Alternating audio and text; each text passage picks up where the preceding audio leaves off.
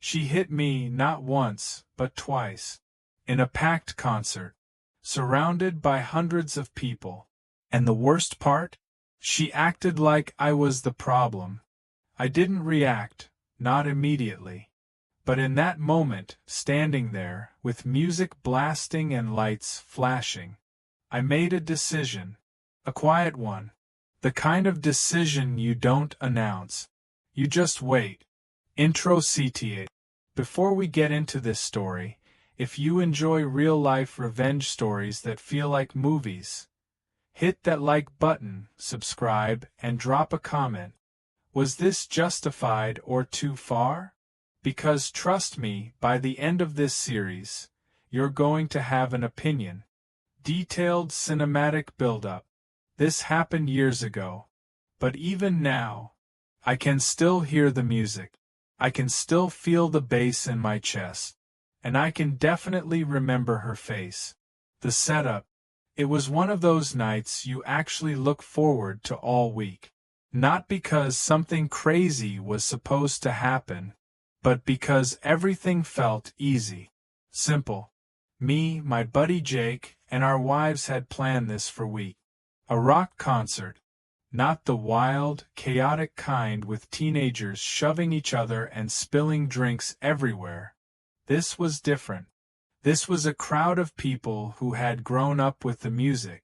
People in their late 30s, 40s, even 50s. People who had jobs, responsibilities, kids maybe.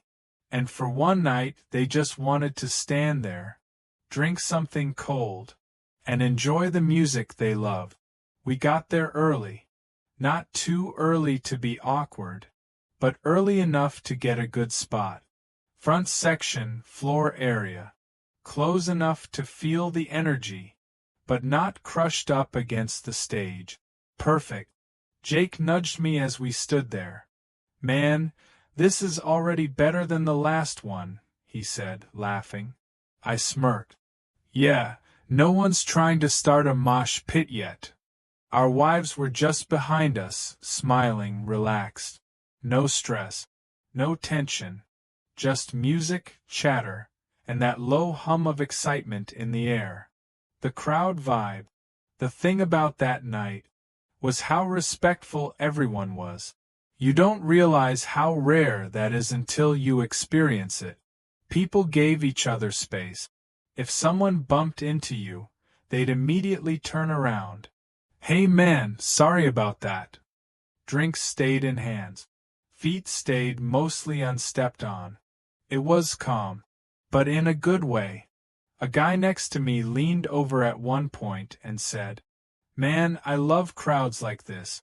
Everyone just here for the music. I nodded. Exactly. No drama. And honestly, that line would have aged perfectly if she hadn't shown up. Her entrance. At first, I didn't even notice her. It started as a ripple. That subtle shift in energy you feel before you see the problem. People slightly turning their heads. A couple stepping aside awkwardly. A drink getting jostled. Then I heard it. Excuse me, excuse me. Not polite. Not patient. Sharp. Entitled. I turned. And there she was. Pushing her way through the crowd like she owned the place. Not asking. Not waiting. Just moving people. She wasn't drunk in the obvious way. She wasn't stumbling. She was worse. She was aggressively confident. The kind of person who believes the world should rearrange itself for them. She got closer. And that's when the commentary started. Oh my God, why are you even down here if you're that tall? She said it to a guy at least 2 heads taller than her. He blinked, confused. Because I paid for the ticket? She rolled her eyes dramatically. Yeah, well, some of us actually want to see. Jake leaned toward me and muttered. Here we go. The first irritation. She kept moving forward, but not in a straight line. She'd stop, complain, push, dance aggressively into people. then move again. It was like watching a storm slowly build. At one point, she bumped into a woman next to us, hard enough to spill her drink. The woman turned, clearly annoyed. "Hey, watch it." And instead of apologizing, she laughed. "Oh, relax, it's a concert." That was the moment the mood started to shift. Not loudly, not dramatically, but you could feel it. That collective tension. I glanced back at my wife. She gave me that look. The one that says, "This is going to become a problem." The wall. As she got closer, Jake and I did something instinctive. We didn't even discuss it. We just adjusted, shifted slightly forward, stood a little wider, created space behind us. A human barrier. Not aggressive, just protective. Jake leaned in quietly. "Let's just keep her from pushing back here." "Yeah," I said. "I got it." Our wives stayed just behind us, safe, away from the chaos she was dragging with her. Direct contact. And then, she hit our line. Move. No excuse me. No smile. Just one word. I looked at her. Calm. Neutral. No. She blinked like she wasn't used to hearing that. "What do you mean no?" I shrugged slightly. "There's space behind you." She scoffed loudly. "I'm trying to get up there." Jake chimed in. "So is everyone else." For a second, I thought that might be it, that she'd roll her eyes and move on. But instead, she stepped closer. Too close. And that's when she said something that made my jaw tighten just a little. "Oh my God, is she your wife?" She pointed behind me. Without waiting. "She's my friend, I'm just gonna squeeze through." I turned slightly, blocking her path. "No, she's not." That's when her expression changed. Not embarrassed. Not apologetic. Annoyed. Escalation begins. The music got louder. The lights dimmed. The band was about to start. And somehow, that made her worse. She started dancing. But not normal dancing. Wild. Sharp. Elbows out. Hair flying. Like she was trying to force space into existence. Her arm brushed my shoulder. Then again. Then harder. I stepped slightly to adjust. Still calm. Still patient. Then, her hand clipped my face. Not a full slap. Not intentional, maybe. But enough. Enough to make my head turn slightly. Enough to feel it. I looked at her. She didn't even notice. Or didn't care. Jake saw it though. "Yo, you good?" I exhaled slowly. "Yeah. I'm fine." But inside? That was the first crack. Internal thoughts. I remember thinking, don't overreact. It's loud. It's crowded. Stuff happens. But then she stepped on my foot. Hard. No apology. No glance. Nothing. Another guy nearby spoke up. "Hey, can you chill a bit?" She spun toward him. "Mind your business." Someone else added. "Seriously, you're hitting people." She threw her hands up dramatically. "Oh my God, everyone's so sensitive."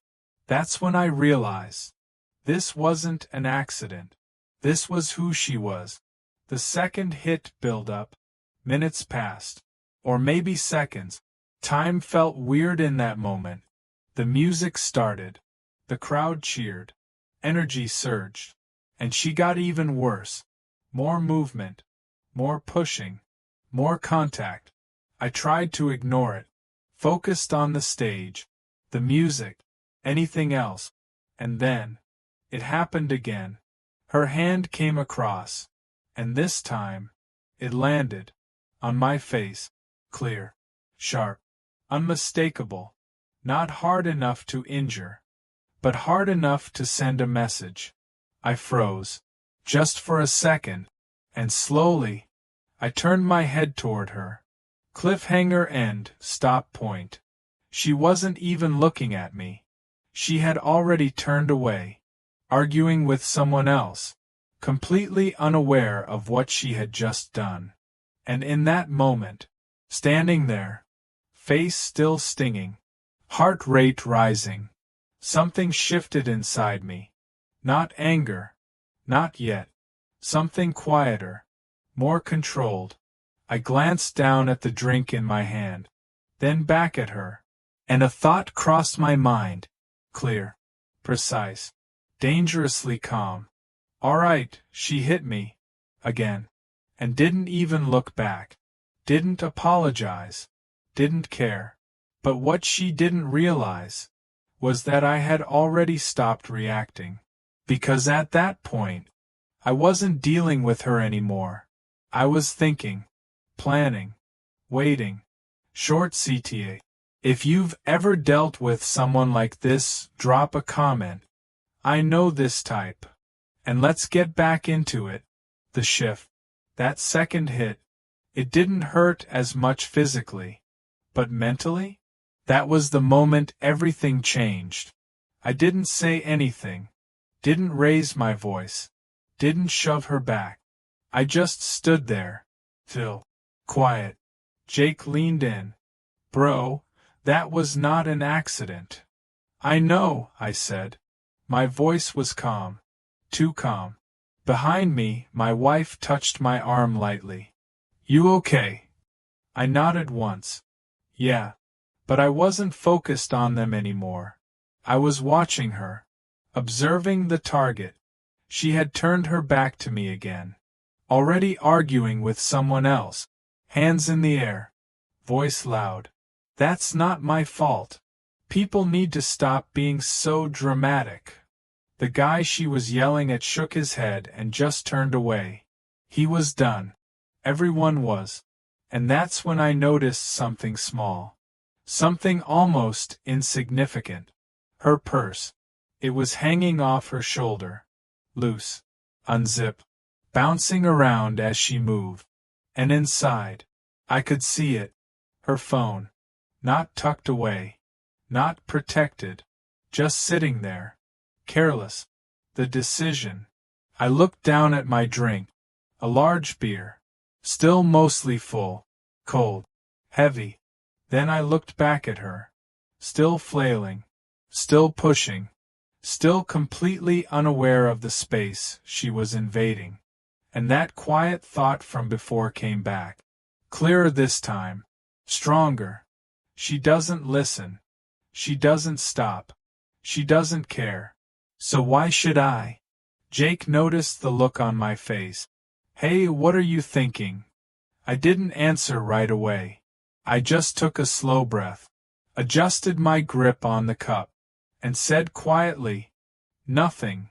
The moment, the music peaked, lights flashing, crowd cheering, and in that chaos, I moved. Not fast, not obvious, just a small step forward, a slight turn. She shifted again, back still toward me, still distracted, still arguing, and then, in one smooth motion, I tilted the cup. The beer poured out in a steady stream. Not all of it, not enough to splash everywhere, just enough, right into her open purse. It soaked in instantly, fabric darkening, liquid disappearing into everything inside. And the wildest part? She didn't feel it. She didn't notice. She just kept talking, kept moving, kept being exactly who she had been all night. Silent reactions. I straightened up, turned slightly, took a sip from what was left of my drink. Like nothing happened. Jake stared at me, eyes wide. Did you just? I cut him off quietly. Don't. Behind us, 3 women had seen everything. One of them covered her mouth, trying not to laugh. Another gave me a slow, deliberate thumbs up. The third just shook her head, smiling. That was deserved. I didn't respond, just faced forward, watched the stage. Inside, though, there was a shift, a small sense of balance, like the universe had corrected itself just a little. False peace. For the next 20 minutes, everything felt normal again. The music took over. The crowd settled. Even she seemed quieter. Still moving. Still dancing. But less aggressive.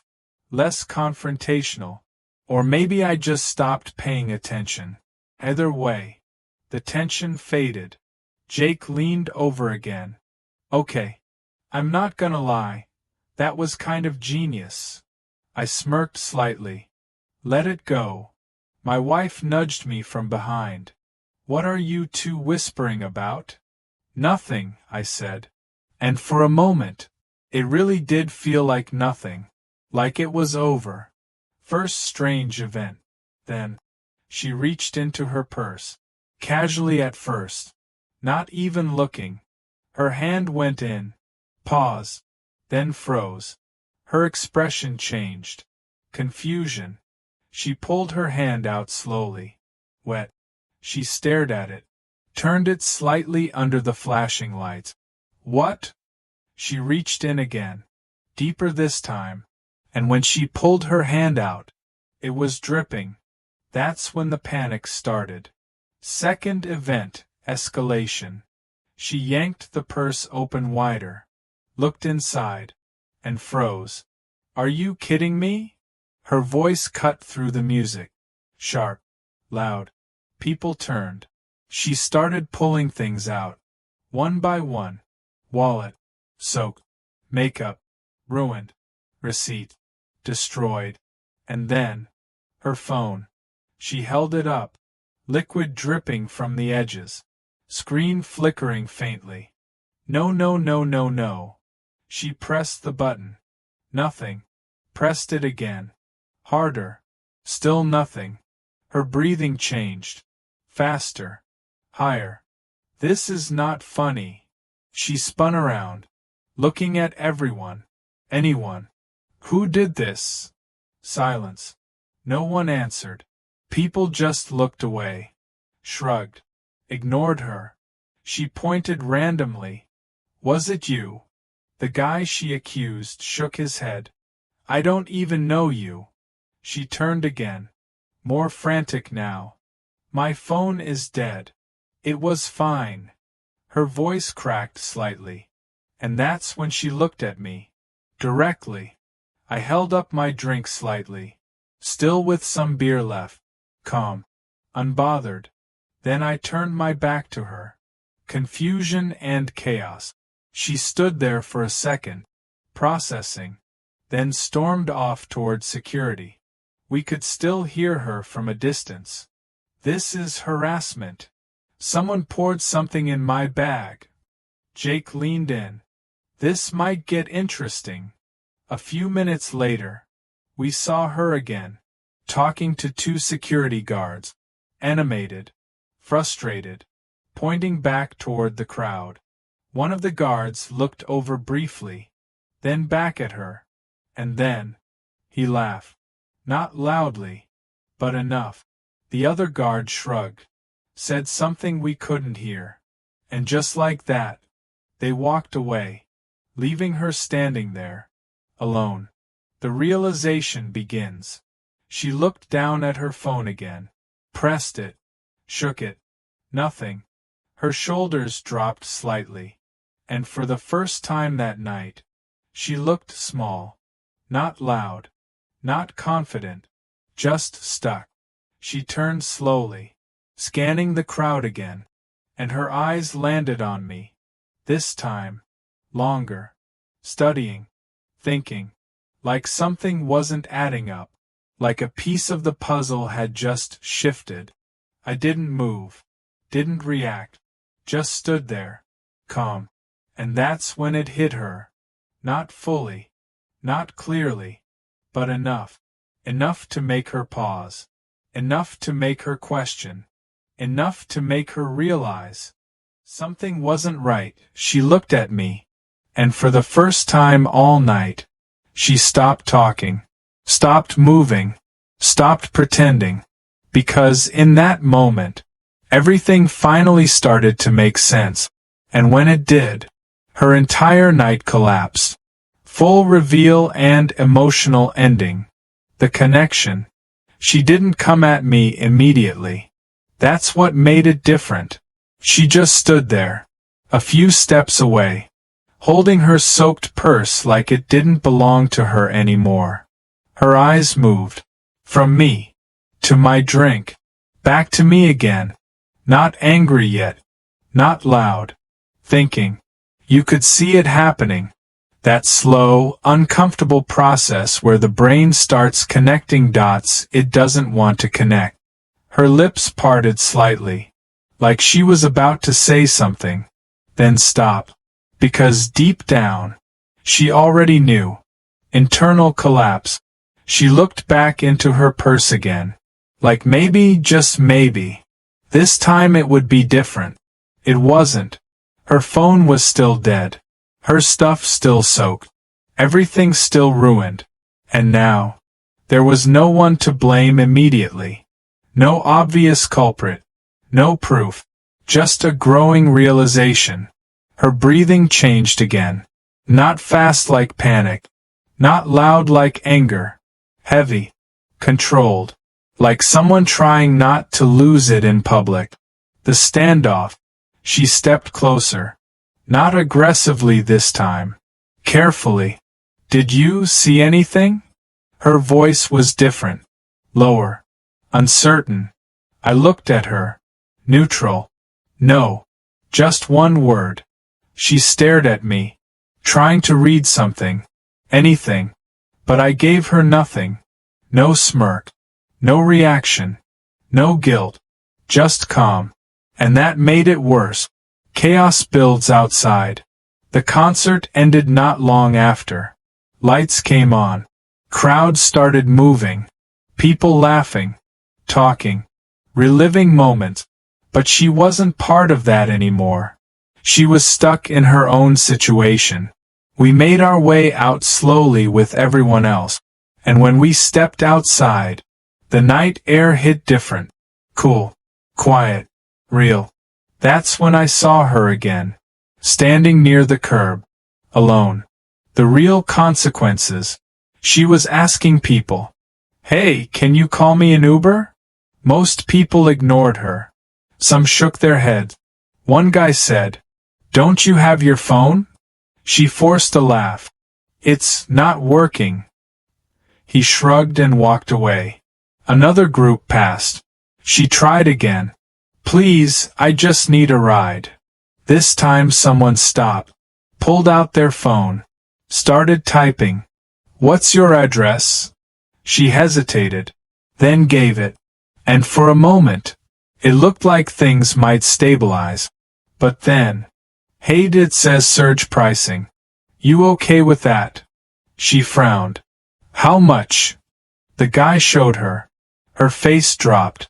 "Seriously?" He shrugged. "You want it or not?" She looked around. At the crowd thinning out. At people leaving in groups. Laughing.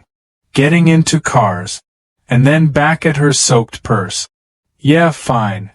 Emotional breakdown, internal. She stepped aside while waiting. And for the first time all night, she was completely still. No movement. No dancing. No arguing. Just standing there, alone with it. Her shoulders slumped slightly. Her grip on the purse loosened.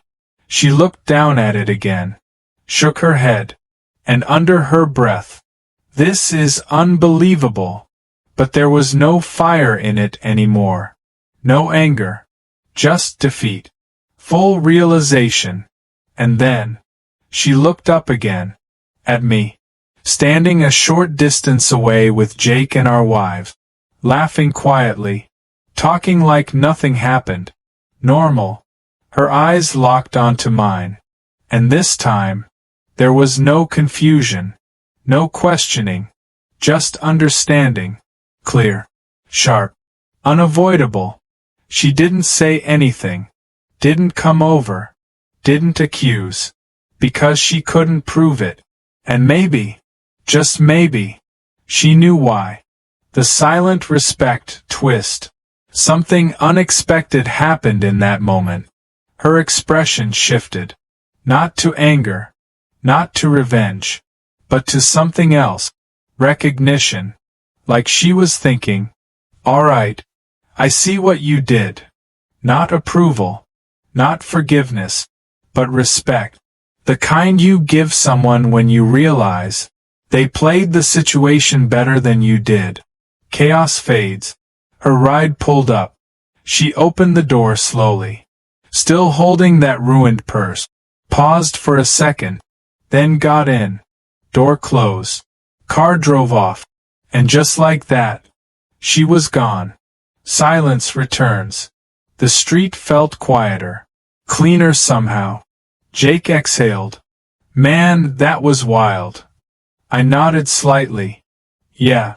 My wife looked at me. You didn't have to do anything, you know. I shrugged. I didn't. She raised an eyebrow, but didn't push. Because sometimes, you don't explain things. Final reflection, deep plus emotional.